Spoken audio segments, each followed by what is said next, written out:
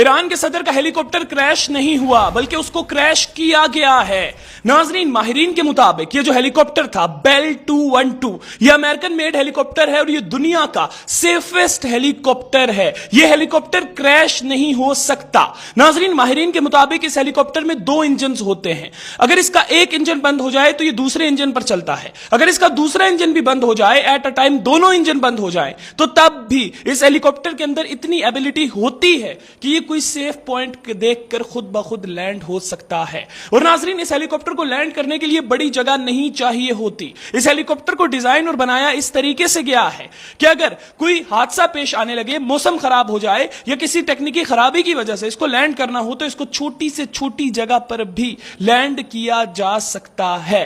تو ناظرین، ماہرین کا یہ کہنا ہے ایسا نہیں ہو سکتا کہ یہ دنیا کا سیفسٹ ہیلی کاپٹر موسم خراب ہونے کی وجہ سے کریش کر جائے۔ ناظرین، ماہرین کا یہ بھی کہنا ہے کہ یہ جو ایران کے پریزیڈنٹ کا ہیلی کاپٹر تھا، ابراہیم رئیسی صاحب کا ہیلی کاپٹر تھا، یہ ہیلی کاپٹر زمین پر آ کر کریش نہیں ہوا۔ ناظرین، ماہرین کا یہ کہنا ہے کہ یہ ہیلی کاپٹر آسمان میں پھٹا ہے۔ ماہرین کا یہ کہنا ہے کہ اگر یہ ہیلی کاپٹر زمین پر آ کر کریش ہوا ہوتا تو ایک ہی جگہ پر اس کا ملبہ ہوتا، لیکن یہ آسمان میں پھٹا ہے، اسی لیے مختلف جگہوں سے اس ہیلی کاپٹر کا ملبہ مل رہا ہے۔ ناظرین، ماہرین کا مزید یہ کہنا تھا کہ اس ہیلی کاپٹر کو آسمان میں پھاڑا گیا ہے۔ پھاڑنے کے 2-3 طریقے ہو سکتے ہیں۔ ایک طریقہ تو یہ ہو سکتا ہے کہ جب یہ ہیلی کاپٹر آذربائیجان سے اڑا تو اس میں بم رکھا گیا جو کہ بیچ میں آ کر پھٹ گیا۔ دوسرا طریقہ یہ ہو سکتا ہے کہ اس ہیلی کاپٹر کو ڈرون کے ذریعے سے پھاڑا گیا ہو۔ اور ناظرین، مین بات یہ ہے کہ اس ہیلی کاپٹر کے ساتھ 2 پروٹوکول والے ہیلی کاپٹر تھے۔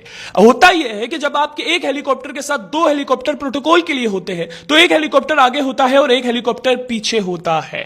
تو ناظرین، ایسا کیسے ہو سکتا ہے کہ ابراہیم رئیسی ایران کے پریزیڈنٹ کا ہیلی کاپٹر آسمان میں پھٹ گیا، جو پیچھے ہیلی کاپٹر تھا اس کو بھی نہیں پتا چلا اور جو اگلا ہیلی کاپٹر تھا اس کو بھی نہیں پتا چلا، اور دونوں ہیلی کاپٹر اپنی منزل تک پہنچ گئے۔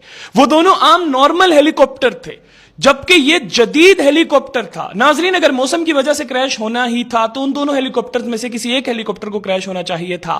یہ جدید ٹیکنالوجی والا ہیلی کاپٹر کیسے کریش ہو گیا؟ خیر ناظرین، آپ لوگ اس کے اوپر کیا رائے رکھتے ہیں ضرور کمنٹ سیکشن میں بتائیے گا۔ اس کے ساتھ ہی مجھے دیجیے اجازت، اللہ حافظ۔